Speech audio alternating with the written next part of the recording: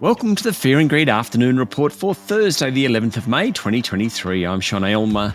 Every afternoon, we've got the 5 stories that happened today that you need to know about. Story number 1, the S&P ASX 200 finished down just a touch today to 7,252 points, helped by tech stocks and hindered by the utility sector. Among the large caps, BHP closed down 1%, while Fortescue Metals and Rio Tinto were both around 2% lower. Westpac went ex-dividend today, finishing 2.6% lower. WiseTech Global was among the best performers, jumping nearly 3%. That all followed a big night on Wall Street. And that's story number 2. Consumer prices in the United States rose again during April due to the cost of services and energy. That's according to figures released overnight, and it means the Federal Reserve may again increase rates at its next meeting in June. The monthly headline consumer price index rose 0.4%, up from the 0.1% increase in March, but the annual rate dropped to 4.9%. Now, that's the first time in 2 years it's been under 5%. Excluding the volatile food and energy components, the core CPI also increased 0.4%, driven by higher rents, but the annual rate ended down slightly at 5.5%. Something for everyone, I think. Following the release of the figures, financial markets priced in a slimmer probability of a rate rise in June and sharper rate cuts in the second half of this year for the US economy. Story number 3, plenty of corporate news out today. Allkem, the lithium producer, announced it's undertaking a $16 billion merger with US giant Livent.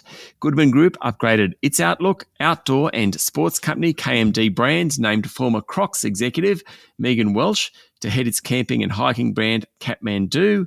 Westfield owner Scentre Group reconfirmed its revenue outlook and said there were 163 million customer visits in the first 17 weeks of the year, about 20 million more than last year. Tenants in Westfield shopping centres reported a 14% jump in sales, and occupancy is at just a touch under 99%.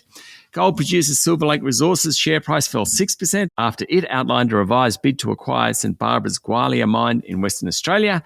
And finally, NextDC is raising $618 million to build 2 new data centres, adding sites in Malaysia and New Zealand. Story number 4, GrainCorp upgraded its profit forecast today, saying thanks to big wheat shipments, it's on track for its second best ever profit.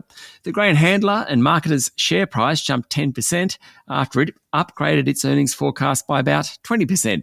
It was the second upgrade in less than 4 months and came as the group reported a $200 million half-year profit to the end of March. It was down from last year, but last year was the best ever. GrainCorp boss Robert Spurway said the upgrade reflected the 3rd consecutive bumper wheat harvest in eastern Australia and very strong demand as Russia's war in Ukraine continues to disrupt supply chains. The oilseeds business is also performing well.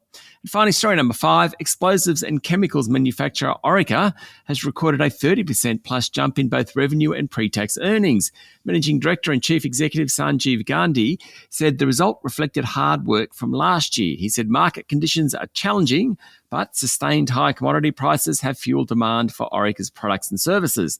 Now, Orica is the world's largest explosives company, and supply of ammonia has been an ongoing challenge. Gandhi said the group remains cautious of external challenges from geopolitics, inflationary pressures, higher energy costs, and supply chain dislocations.